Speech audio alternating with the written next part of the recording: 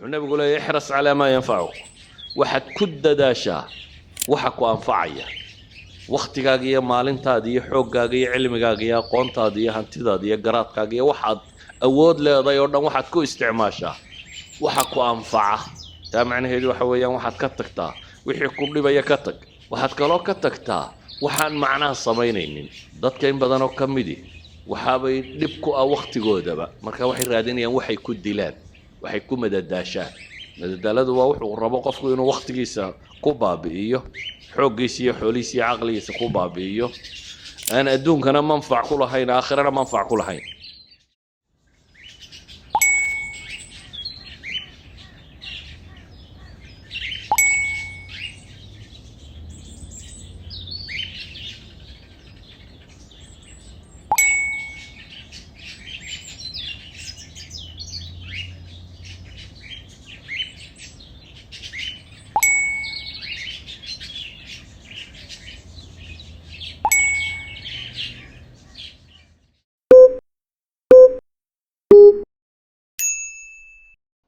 الحمد لله والصلاة والسلام على رسول الله اللهم وفقنا لما تحبه وترضاه وبعد فسلام الله عليكم ورحمته وبركاته درسك إن شاء الله تعالى وحكو سابسين حديث كم ده أحاديث النبي عليه الصلاة والسلام وقصة أروري في صحيح مسلم حديث كسي أبا هريرة ورنا يوحان النبي عليه الصلاة والسلام المؤمن القوي خير وأحب إلى الله من المؤمن الضعيف وفي كل خير احرص على ما ينفعك واستعن بالله ولا تعجز وإن أصابك شيء فلا تقل لو أني فعلت كان كذا وكذا ولكن قل قدر الله وما شاء فعل فإن لو تفتح عمل الشيطان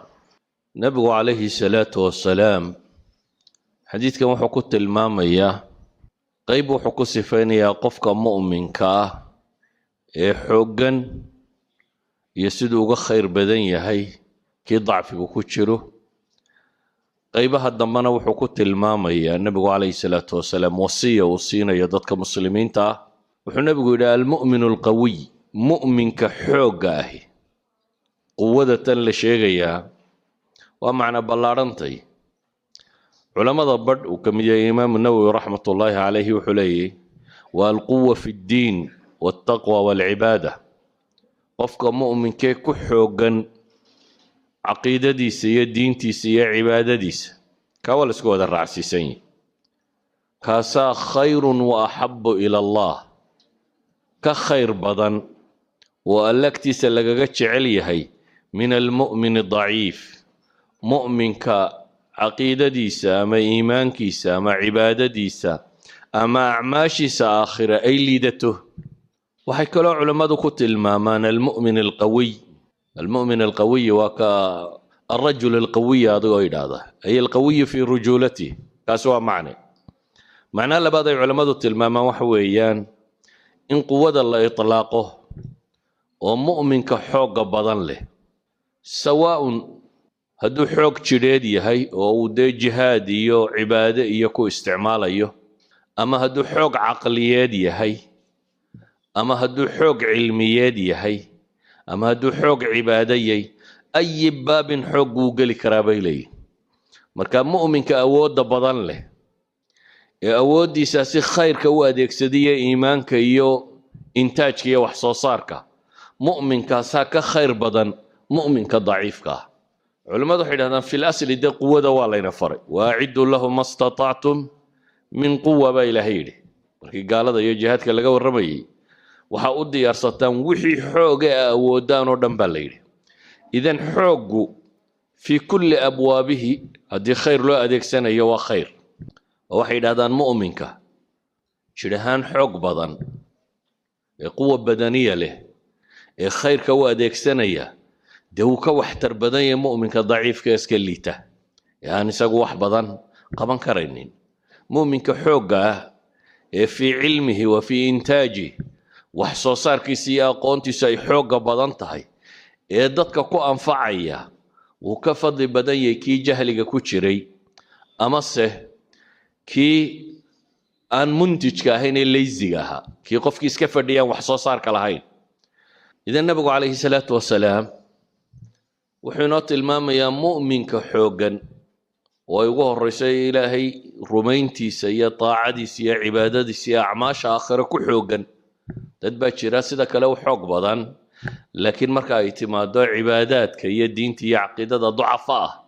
kani kow waa qof baabkaasi ku xoog leh ka labaad waa qof bay yidhaahdaan muntij ah qof wax soo saar leh kaasi wuu ka khayr badan yahay mu'minka daciifka ah haddana wuxuu nabigu yidhi calayhi salaatu wasalaam wafii kullin khayr mu'min oo dhanna khayr baa ku jira hadduu qofku iimaan iyo camal la yimi ha laba kala martabo sarreeye khayr baa ku jira waxay yidhahdaan culamaa ilbalaaga masaladan oo kale alixtiraaz bay yidhaahdaanoo waxay ku tilmaamaan qofku intuu war yidhaahdo in siyaabo kale aan loo fahmin ayuu ka ixtiraazaa مثلا إلهي القرآن كوحكويري لا يستوي منكم من أنفق من قبل الفتح وقاتل أولئك أعظم درجة من الذين أنفقوا من بعد وقاتلوا مص النبا إلهي كوي فتح مكهر تدحولها بحيات دقا الله ما يدين توسوها القمي كوا سا درجة سرية وفتح مكة وحي كدن بي وحي مركاي السلامية وحقبطيميان وحد وترسيس الهين هداد سيدا وفهم الهيد ويقلدم الهيد لكن إلهي بكسي جوابه وحولي وكلا وعد الله الحسنى لما أنتو دي إلهي باوية بوهي وناق لبضو وناق بيلي سيدا وقيد مثلا قصة النبي داود يا نبي سليمان وحكمي مركا إلهي تلمامي وحولي وداود وسليمان إذ يحكمان في الحرث إذ نفشت فيه غنم القوم وكنا لحكمهم شاهدين ففهمناها سليمان بإلهي waxaa xustaa nebi daawud iyo nebi sulaymaan markii ay xoolihii beerta galay xukumayeen waxaa ilaahay ku tilmaamay fafahamnaha sulaymaan nebi sulaymaan baanu fahamsiinay nebi sulaymaan baa la fahamsiiyey daawud wax garan maaya miya maya si aan kaa looga fahmin baa ilaahay yidhi wakullan aataynaa xukman wacilma dhammaantood waxaanu siinay baa ilaahay yidhi subxaana wa tacaala xukum iyo cilmiba labaduba dhammaantood way lahaayeen آيات كلا إله لا يستوي القاعدون من المؤمنين غير أولو الضرر والمجاهدون في سبيل الله بأموالهم وأنفسهم فضل الله المجاهدين بأموالهم وأنفسهم على القاعدين درجة وكلا وعد الله الحسنى على كل نحن وصعنا وفي كل خير إني تلماميسو مؤمن كإيمان صحيح لقاها لا طاعد سليمي كل بين خير كسوغيني لكن markay timaado mu'minka in classification lagu sameeyo in la kala sooco inuu ka qawiga iyo ka khayr badan yahay ka daciifka abuu nabigu tilmaamay calayhi salaatu wasalaam qaacidada markuu nabigu sheegay ayuu wuxuu inoo tilmaamayaa dardaaranana siinaya dardaarankani waxa uu sheegayaa wixii qofka mu'minka qawiga ka dhigi lahaa maxaa qofka mu'minka xoog u yeelaya wuxuu nabigu yidhi kow احرص على ما ينفعك وحد كد داشا او الى لسا وحكو انفعيا نولش اينو جوجنو بني ادمكو وقت اسكو ميدو هايستا وقت اسكو ميدا انت بدن ددكو لحدن جير كونتن جير تدواتن جير ميلا وسودا غادا لكن ميرها يرات كي دنيا كاغا تاغان iyagoo isku waqti noola waa kala nooc sababta uu kala noociyana waa masaladatan amalka bini aadamku qabta waa saddex qaybood midoon inuu yahay qayb ku anfacaysa qayb wax tarta akhriya dun manfacuun leh iyo inuu yahay qayb wax dhibta akhriya duma dhibaato kuugu jirto iyo inuu yahay qayb aan manfac iyo madaro toona lahayn laba inaad ka tagtaa marka la raba midna qaadatid wuxuu nabigu leeyahay ihras ala ma yanfa'uk waxad ku dadaashaa waxa ku anfacaya waqtigaaga iyo maalintaada iyo xooggaaga iyo cilmigaaga iyo aqoontaada iyo hantidaada iyo garaadkaaga iyo waxaad awood leedahay oo dhan waxaad ku isticmaashaa waxa ku anfaca taa macnaheedu waxa weeyaan waxaad ka tagtaa wixii ku dhibaya ka tag waxaad kaloo ka tagtaa waxaan macnaha samaynaynin dadka in badan oo ka midi waxaabay dhib ku ah waqtigoodaba marka waxay raadinayaan waxay ku dilaan waxay ku madadaashaan madadaaladu waa wuxuu rabo qofku inuu waqtigiisa ku baabi'iyo xooggiisa iyo xoolihiisa iyo caqligiisa ku baabi'iyo aan adduunkana manfac ku lahayn aakhirana manfac ku lahayn adduunna wax kama tarayso waxaan u wadaa aakhirana wax kama tarayso qofna isagu wixii dhibayay baabuu waqtigiisii ku bixiyey wax xaaraan oo aan diin ahaan ku bannaanayn oo caqiid ahaan bannaanayn oo ayuu ku bixiyey nabigu calayhi salaatu wasalaam markaa wuxuu ina leeyahay ixris calaa maa yanfacuk ku dadaal waxa ku anfacaya bitacbiiri ahli lcasri waa waxay yidhahdaan kun muntijan aw kun iijaabiyan qof wax soo saar le ahaw qof wax tara ahaw qof wanaagga qabta noqo noloshaada maalintii waxaad qabanaysaa waa inaad isweydiisaa ma manfac adduun buu kuu leeyahay mise manfac aakhiro kuu leeyahay haddaad waxa labadaa ka dhex arki weydo waa wixii lagu yidhi ka tag haddaad manfac adduun ka weydo ama manfac aakhiro ka weydo waxtar ma leh sheekada ugu badan ee soomaalidu ka sheekaysaa waxtar ma leh siyaasadda iyo qabiilka iyo reeraha iyo waxa laga sheekeeyo oo dhambe waxtar ma leh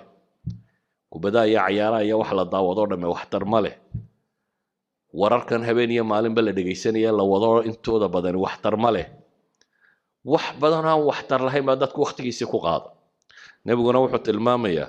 min xusni islaami almar'i tarkuhu maa laa yacniih qofka muslimkaa islaamnimadiisa wanaaggeeda waxaa ka mid ah isagoo ka taga waxaan macno u samaynaynin tarkuhu maa laa yacniih waxaan isaga khusaynin waxaan ku khusaynin waxna ku taraynin maanta dhaa haddaad ka waranto laba gaaloo meel isku dilay kii la dilay adiga waxba ku tari mahaya warkooda iyo akhbaartooda waxba ku tari mayso akhbaarta siyaasiga dad ka sheekeeya inteeda ugu badan le waxba ku tari mayso waxyaabahan ka sokeeya iyaguna cayaarahan iyo madadaadadan iyo whatsappkan iyo snapchatkan iyo waxa la wadoo dhami akharuhum waxbaabay dhibaan aakhiriya adduunba inta aan aakhiriya adduun manfaca ku lahaynina aan wax dhibinina waa inaan adduun iyo aakhiratoona manfac ku lahayn marka wixii aan manfac ku jirin mid adduun iyo mid aakhiro waa inaad ku xisaabtantaa inaad waqtigaaga iyo xoolahaaga iyo xooggaaga iyo caqligaaga inaad gelinin sidaa awgeed buu nebigu wuxuu ina leeyahay ixris calaa maa yanfacuk wixii ku anfacaya ku dadaal intaa kadib buu nebigu wuxuu leeyahy calayhi salaatu wasalaam wastacin billaah ilaahayna kaalmayso ilaahay kaalmayso macnaheedu waa in qofka mu'minka ahi wax kasta oo uu qabanayo ama uu ka fakerayo wuxuu rumaysan yahay inuu ilaahay gacantiisa ku jiro qofka mu'minka ee dhabta ahi guruur kuma dhaco iyo cujb isla weyni iyo anaa caqli badan iyo anaa karti badan iyo kaama rumaysana qofka muslimkii wuxuu rumaysan yahay ilaahay inuu mar kasta u baahan yahay mar kastaba inuu ilaahay u baahan yahay saa daraaddeed baa ilaahay qur-aanka wuxuu ina baray mar kastoo inuu ilaahay ishortaagna inaynu akhrino iyaaka nacbudu wa iyaaka nastaciin ilaahu adaanu ku caabudaynaa keligaa baanu kaa kaalmo dalbaynaa qofka muslimka ahi mar kasta baahidiisa waa qof ilaahay u bandhiga waa qof muujiya inuu yahay addoon daciif ah waa qof rumaysan laa xawla walaa quwata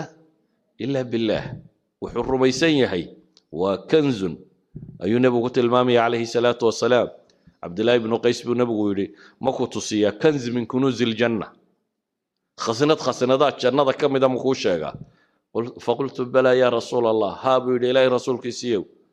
xadiidka saxiixayn ku yaal nebigu wuxuu ku yidhi markaa laa xawla walaa quwata ila billah weeyaan laa xawl xeelad malahi iyo awoodtoona ilaa billaahi mooyaane ilaahay oo aan gargaarsada mooyaane anigu xawl iyo xeelad iyo quwo iyo itaal midna malihi qofka muslimkaahi markaa waa qof baahidiisa ilaahay u bandhiga nebi moxamed calayhi salaatu wasalaam saxaabigii uu jeclaa ee mucaad ibnu jabala wuxuu ku yidhi yaa mucaad wallahi innii la uxibuk ilaahay baan ku dhaartay mucaado waan ku jeclahay buu nebigu yidhi calayhi salaatu wasalaam markaasuu mucaadna wuu yidhi إلهي رسول كيسي وارقونا واكو جعله نبي عليه الصلاة والسلام مركا وحولي كلمدان كبرية الصلاة كستد بديتك التقين مركز توات صلاة تكتو فرلا رياضا كنا واقع رياض محيين ورياض أذكرت إنه آخرنا مركين صلاة تكنوين اللهم أعني على ذكرك وشكرك وحسن عبادتك النبي كويل عليه الصلاة والسلام معاذ بن جبل وحاتر هذا إلهي يقو قرقار حسكاغا إنانكو حصو أنانكو إلابين إنانكو مهدنقو أنانكا قالوبين إيه سفي عن إنانكو كو عابدو إلهو كا يقو قرقار دي نبي عليه الصلاة والسلام مركا وحي نقول دردار ميا كو احرص على ما ينفعك وحي كو أنفعي إنتكو دداشو وحن كو أنفعي إنتكو تكتو إسلام مركا أنا إن إلهي تلا صارته وإلهي سبحانه وتعالى أدو تلا صارته وحوالبا وحو النبي راعي مركا تعكس جيده وحددك ودي ديني وحقبطان ولا تعجز بنبي لي عليه الصلاة والسلام تعجز هي تعجز لبضب والله ورنك أبو هذا إمام النووي ولا تعجز هعجز كوا معي قفك بني آدم قال لبا وحبا كنا عبيد هذا الكسل والعجز بين هذا كسلك وقفك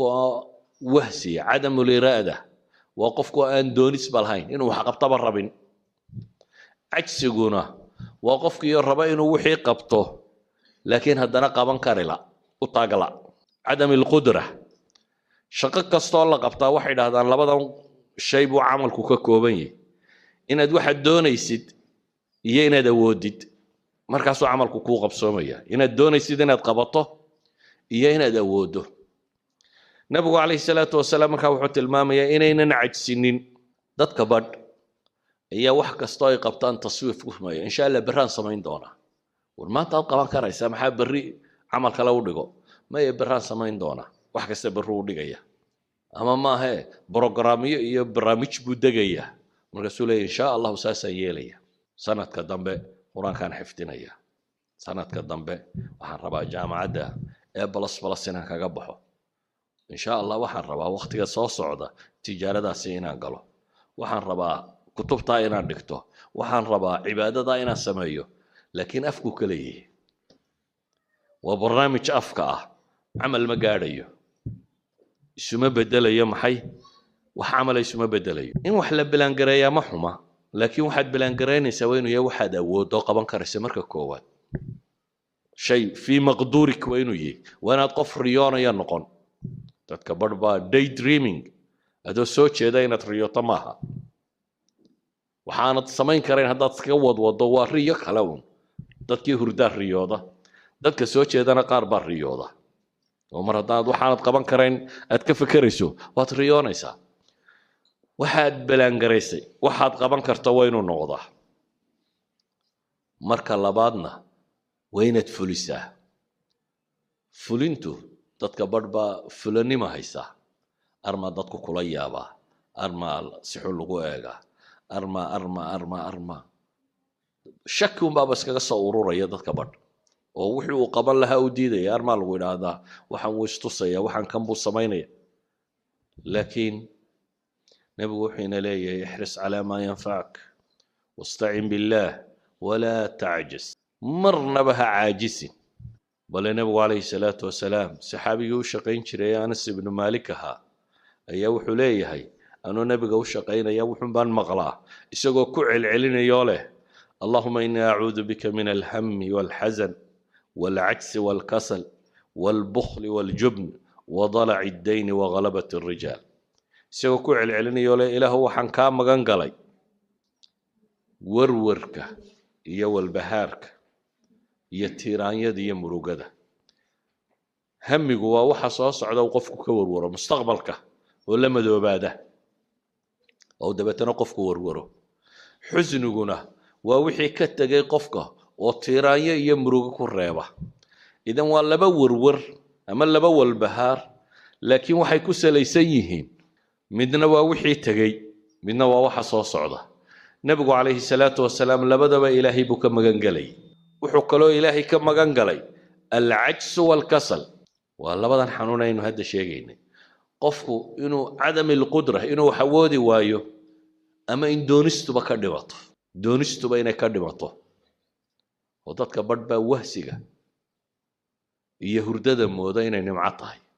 waa raaxaysanaya buu leeyahay tan uu jiifaya saabaqtiga waxba nolosha hurda kuma soo kordhiso qofku waa inuu hurdada seexdaa intuu uga baahnaa intuu caafimaadkiisa ku ilaalinayay intuu nashaadada jirkiisa uu dib ugu soo noqonaysay sida ogeed buu nabigu wuxuu ilaahay ka magan galay wahsiga iyo wax taryarida wuxuu kaloo ilaahay ka magan galay bukhliga iyo jubnigu waa baqaha waa qofku markuu wahsado de wixii uu ka baqaya dabeetana si aad u sugayso walaal baraad qaban inaad u leedahay ayay iswada fuulaysa hadhowna waxay gaaraysaa shaqadii waxaad qaban karinba jubni bukhliguna waa wixii oo anfacaagii oo dadka gaadhaynin وضلع الدين وغلبة الرجال وحاول نبغى شيئا وحكرت ما دينت وكا حق بضته هي بني آدم وكا حق بضته حديث كان وحاول تلمام يا مركن صاد وضمنه قف كمسلم كينو قف أكتفه قف نشيطة قف فرعون قف ربا إنه وحقبته قف عمل الدنيا مد آخر مدون كفوجن قف أنه لشيسو خسارة نقنين أما وقت يسو خسارة أهين أيها النبي عليه الصلاة والسلام تلمامية أيها الأحبة هل أنا عجزه مرر بدن بنقضى جهلية مرر بدن بالسبب تعجزه كانت عيتها أقون درضة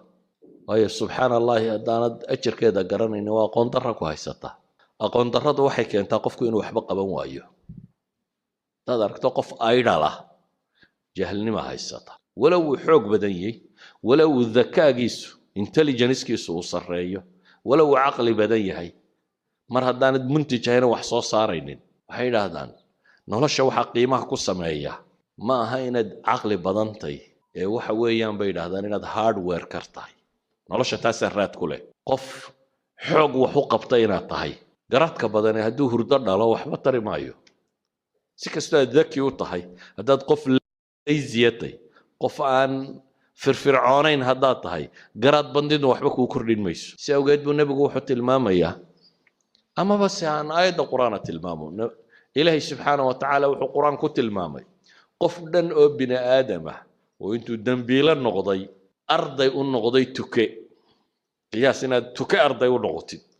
تمر درده هالكي كاردي سادر أدد إلهي وحلي فبعث الله غرابا يبحث في الأرض ليريه كيف يواري سوءة أخيه قال يا ويلتى أعجزت أن أكون مثل هذا الغراب فواري سوءة أخي فأصبح من النادمين إن آدم كي ولا الكي يدلي مركو دنبغا جيستي ولو حوق وينا يحوق ولا الكي كدلي وقبي كدب قاندرده هيستي waxay noqotay si uu galo meydkii walaalkii buu garan waayay ilaahay baa wuxuu soo diray tuka marka aqoonta ah in wax la xabaalo baray tuka kala dhintay god qodoyo aasay wuxuu baray marka in wax la xabaalo وهلان هلا ما هو على يوحلي يا ويلتا أعجزت أن أكون مثل هذا الغراب هلا جاي وكاليه ما هو حنكليتا ما هو حنكوح طرح ماضي إن أنتكها سكلا النقطة إذا جهلي وتكو معلن كهجدي ضد بدنا ما الصومالية دوس كفر فرديا وحي لا فرديا وحي قبتان بيجرون واي جهلي كفريسي برسل الله قطع ما قرنايو wax kale si loo sameeyo ma garanayo aqoon si loo barto ma garanayo jahli baa fariisiyay jahligu marka dadka uu duleeyaa idan aqoontu iyo cilmigu waa min alquwa almu'min alqawiy khayr wa habbu ila Allah min almu'min adha'if wa fi kulli khayr quwada la sheegaya aqoonta kamida saawgeed ayuu nabigu alayhi salatu wassalaam inagala dardaarmaya ista'in billahi wa la ta'jiz ilaahay kaalmayso oo isticaanadaada ilaahay kaalmayso hana caajisin quraankana ilaahay wuxuu inoo tilmaamayaa in badan baa ilaahay wuxuu quraanka ka waramaya reer baro Israa'iil oo leeyahay khuduu ma aataynakum biquwwa war waxaan diinkaanu idin soo dejinay war si ijtihaad iyo firfircooniyo xoog uu ku jiro khuduu ma aataynakum biquwwa baa ilaahay leeyahay نبي موسى محايل هيلي وكتبنا له في الألواح من كل شيء موعظة وتفصيلا لكل شيء فخذها بقوة وأمر قومك يأخذوا بأحسنها. إلهي نبي موسى كلي فخذها بقوة سددال هي تمر كتشر تقاضى خذوا ما أتيناكم بقوة واسمعوا قالوا سمعنا وعصينا. markii ilaahay uu nabi yaxya la hadlayay waxa la yidhi yaa yaxya khudi alkitaaba biquwa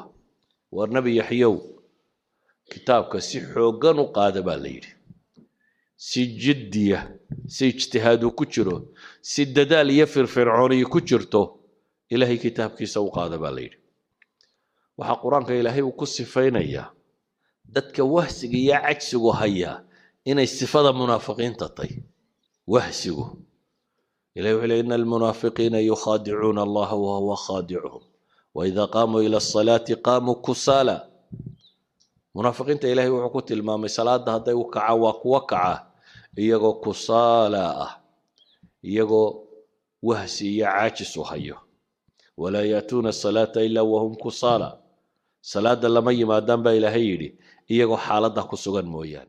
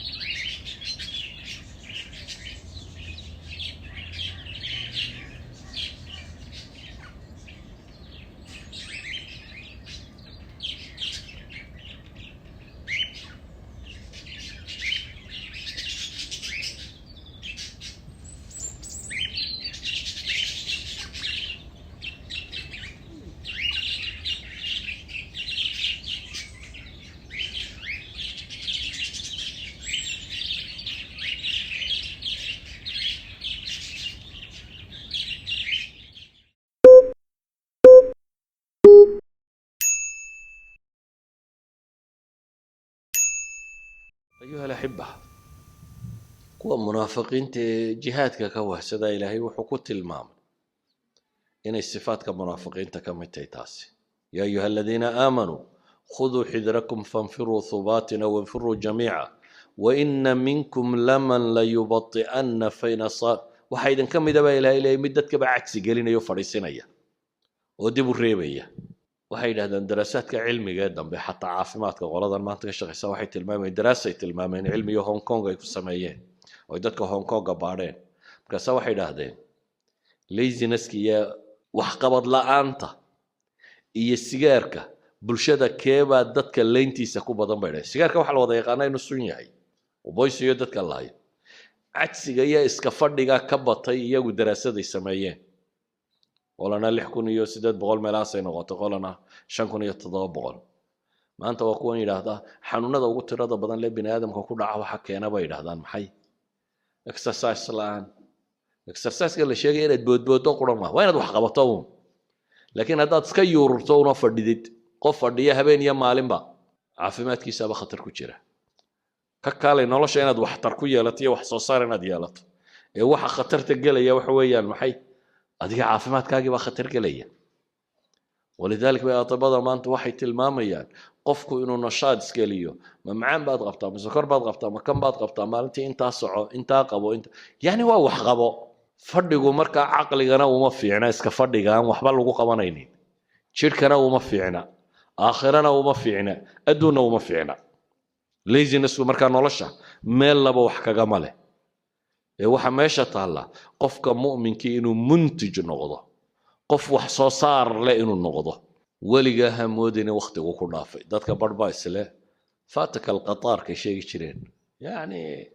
waqtigiiba tagay intaan meesha fadhiyay inta ku hadhay cimriga baa wax soo saar yeelan karta waxa laga yaabaa dadka badhaysa oo maanta konton jirbaad ama waxbaad baran karaysaa dad baa konton jirraynta ku bilaabeen culimadii waaweynay dunida noqday ma garanaysid cimrigaagu intuu ku gabagaboobi doono ma garanaysid inta ilaahay adiga chance ku siiyay adiga waxa ku xilka ku saaranay wuxuu yahay inaad rumaysato cimrigu wali mutasac baa jira nabi maxamed calayhi salaatu wasalaam isagoo taa inagu dhiirinaya wuxuu tilmaamaya in qaamat as-saaca wa fi yadi ahadikum fasila fa in istata'a an la taqum hatta yaghrisaha falyagrisha nabigu wuxuu leeyahay hadduu qiyaamuhu xaggaa ka soo bilaabo soo kaco oo aad gacanta ku hayso fasiilada waxa la yidhaahdaa geetimireedka yar la abqaalayo geetimireed yar aad gacanta ku hayso haddaad ka gaadhsiin karta inaad abqaasho buu nabigu leeyahay abqaal beer haddaad ka gaadhsiin karta beer oo innaga iyadan qiyaamaba inaan arkaynin baynu fadhinaa unoo leenahay waan gaboobay soomaalidu dee 40 jirkay ku gabowdaa soo maha qofka soomaaligii markuu bini'aadamkuba u xoog badnaa markuu gaadho ayuu yidhaahdaa waan gaboobo wax waliba way ga dhammaadeen bini'aadamku caqliguu ka gaboobaa haddaad maanka ka gabowdo ayuumaad gabowday inta kale waxbaad qaban kartaa inta kale waxbaad qaban kartaa saawgeed buu nabigu calayhi salaatu wasalaam wuxuu inoo tilmaamayaa qabla almowt in furas jiro inta geerida ka horraysa inaad fursad haysato fursad wax lagu qabto inaad haysato waxaad yaraysanaysaa wax weyn noqda waxaad yaraysanaysaa maxaan uga jeedaa sadar quraana inaad qaybtaa waa wax kula yar soo maaha waxaad isleedahay oo haddaan maalin kasta sadar qaybo goormaan qur-aanka dhammayn haddaan sadar qaybo goormaan qur-aanka dhammayn waxay dhahaan 12 sannadood waad ku dhammaynaysaa haddaad maalin kasta sadar qaybto hadda waa sadar hal sadar waxay dhahdaan waxqabadku taraakumka beeritaanku qiimaha ku sameeya markanaad qabanayso waxa yaraantiisa ayay kuu muuqanin haddaad maalintii hal safxa qorto hal page haddaad maalintii qorto sanadkii imisaad soo saaraysaa ugu yaraan 2 buug baad qori kartaa sanad kasta waayo sanadku waa 365 maalmood haddaad maalin kasta page qorto macnaheedu waxa weeyaan ugu yaraan buug 300 page ka badan ayaad qori kartaa laakiin haddaad tidhaahdo ma xaashi aan qoray baa buug noqon doontaa maxaan xaashi ka qori doona aqoontu iyo waxqabadku iyo waxtarku taraakumka inay biirtaabay wax ku noqotaa wax kasta oo biira aakhirka wuxuu tagaa maxay wax qiimo leh buu noqdaa taasa waxay keensanaysaa inaad waqtiga waxba yaraysanin in wadaada wuxuu ii tilmaamayay jaamacad buu master degree ku qaatay isagoo shaqo kale markaa wada inta uu gaariga soo socday uu gurigiisa ku sii socda buu dhageysan jiray una cajiladii jaamacadda warkeeda inta loo duubo ayuu wuxuu dhageystaa inta maxay uu gaariga sii wado hadda inta gaariga gurigaaga jaamacadda inta tagtay gurigaaga ku sii socota inta aad dhageysato ayaad ku qalin jabin kartaa laakiin waa hadday taraakumto de waa haddaad maalin walba sida tan u dhageysanayso marka waxaan uga dan leenahay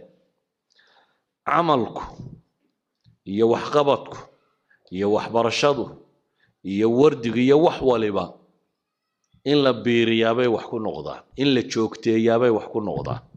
camalka inaad joogtayso ayuu wax ku noqonaya ilaahina wuxuu ina leeyahay walaa tahinu walaa taxzanu waantum laclawna in kuntum mu'miniin war dadka mu'miniintow wahniyuu idinku dhicin haniyad jabina hana murugoonina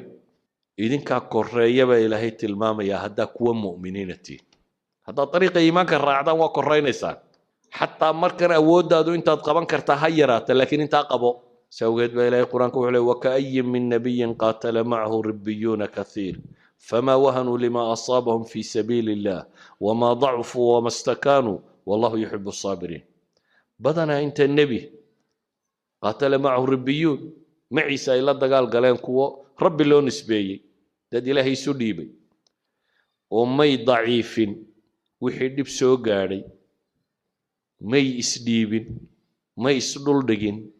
وحي نغدين داد ولو مركاها لقب حقبتي وضع عملكي إلى أنت النتيجة كجارية أيها الأحبة مركا حديثك كم النبي وكوجب جبين عليه الصلاة والسلام ورت الماما يصح إرجع اللوء وحكاتجي تيران يدو دينار تسخ مشغولين أو النبي قلت الماما عليه الصلاة والسلام هأورنن بل ما هضع صدايا للها وحاسة صبح الأساسا نقولها فإن لو تفتحه وحي فرطا لو وعمل الشيطان الباب كالشيطان كيف فرطه ومحاجرة القضاء والقدر مرة دوكو دافه لما على عاله قاربا وحي هذين لو كانوا عندنا ما ماتوا وما قتلوا أدينا لتشوقي لهاي وقوة منافقين وحيلين مسلمين تصور ما نسي هدي اسكي تشوقي لهاي ونالا فردي لهايين ما ماتوا وما قتلوا ما نيدنتين لبندلين إلهي سبحانه وتعالى وحوت المامية قل لو كنتم في بيوتكم لبرز الذين كتب عليهم القتل إلى مضاجعهم وحتى قريه نادا كترتان انت وقتك وكرنا ما تجريد وما الله يبقى إلهي سبحانه وتعالى سأوجد لو هاي علماء قارين هذا موضوع التعليم كون بيكون في عنتي يلا استعمالك راه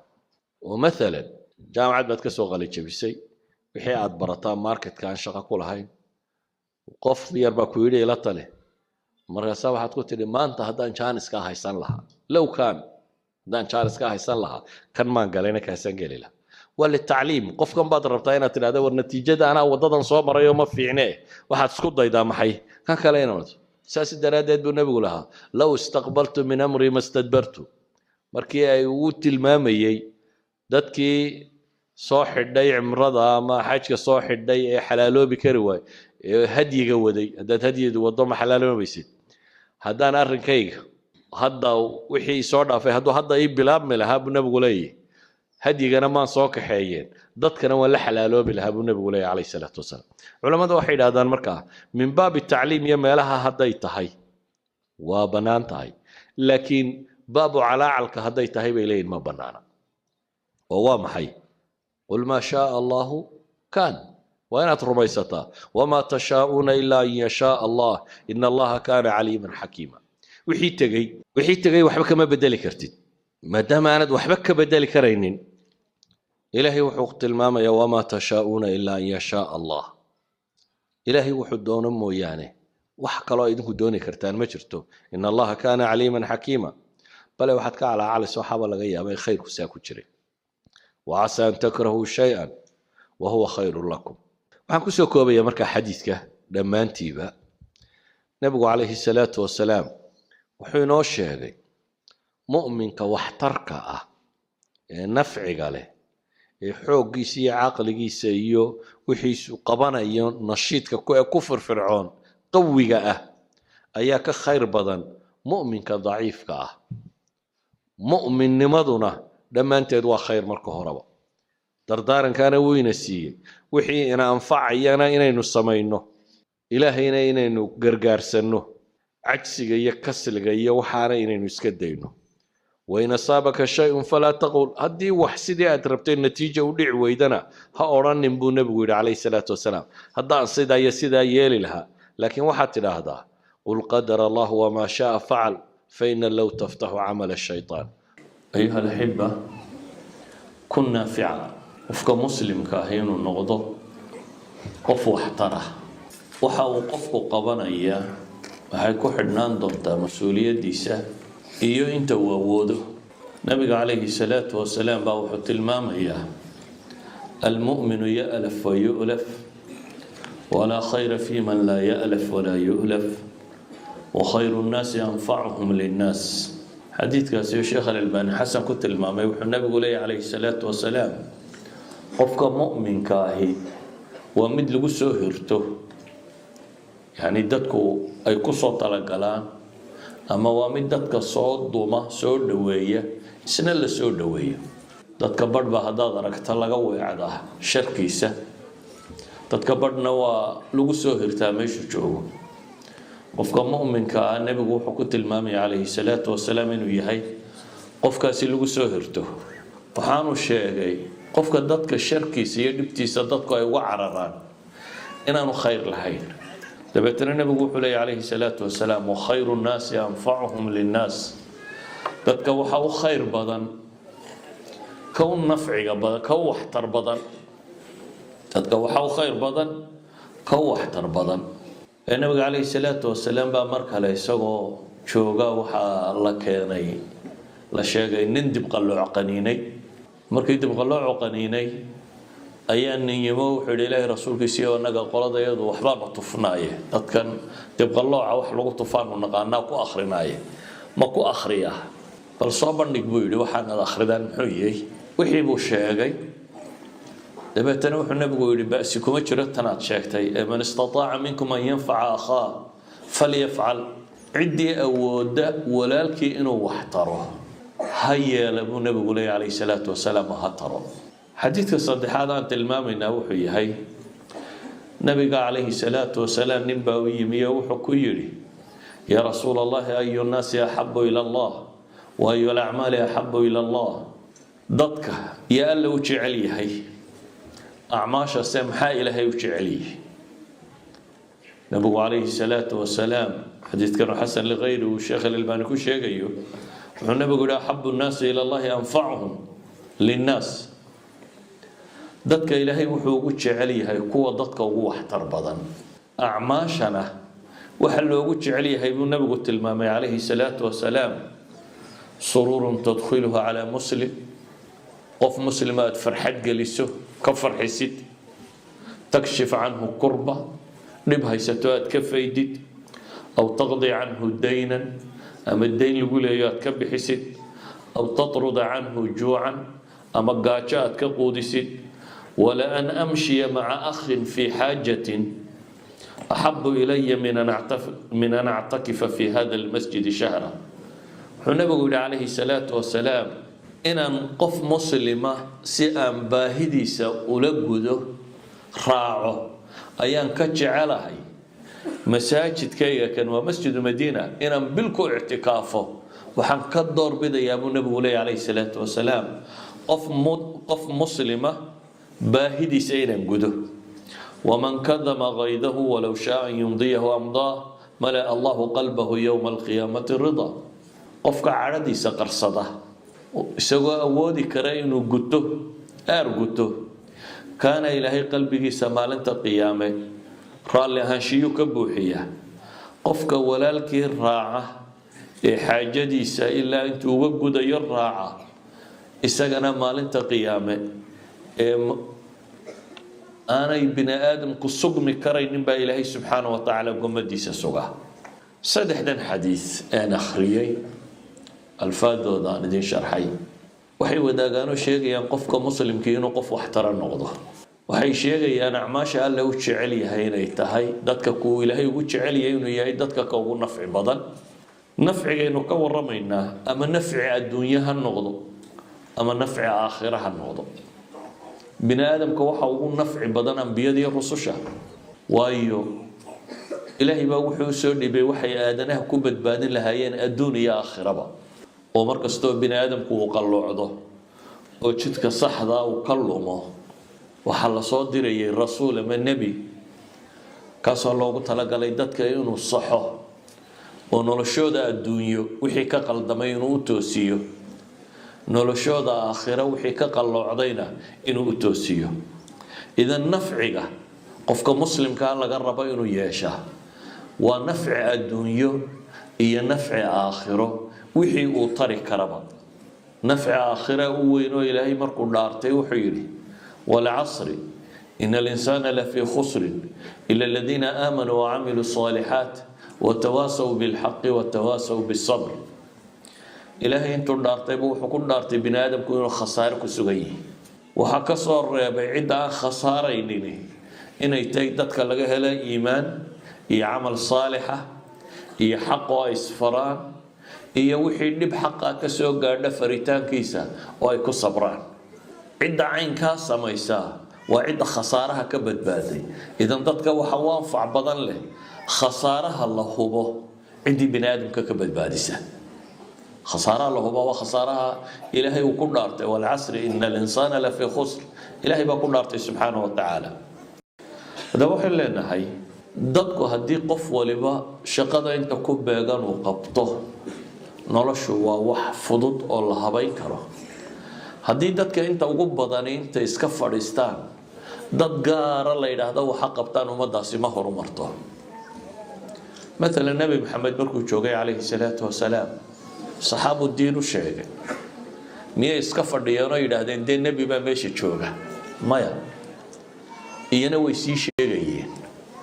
sida ogeed bay dhamaantood shaqo hayeen dhamaantood shaqada ay qabteen مثلا ابو بكر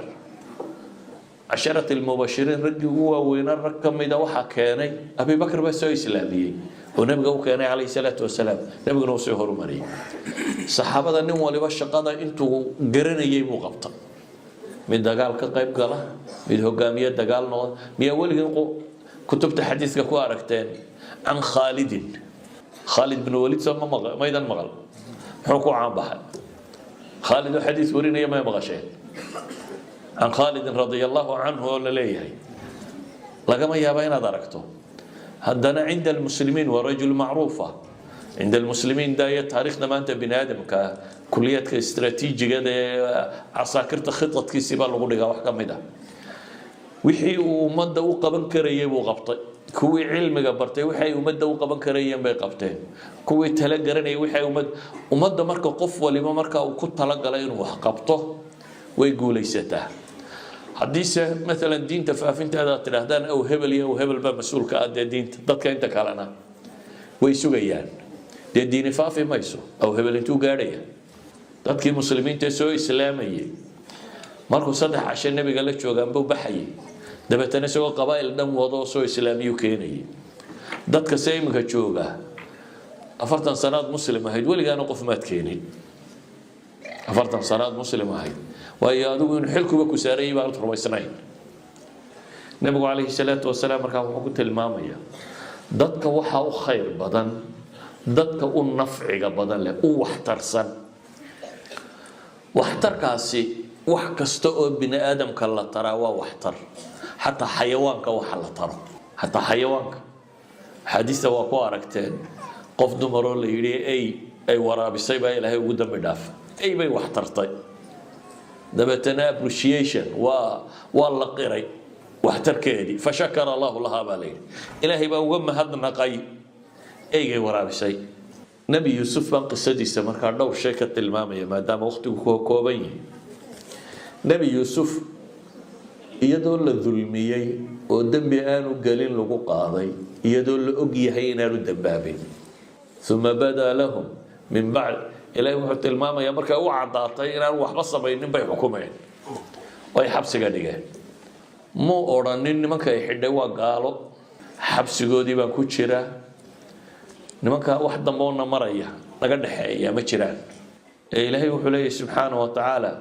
wa dakhala ma'ahu sijna فتيان قال أحدهما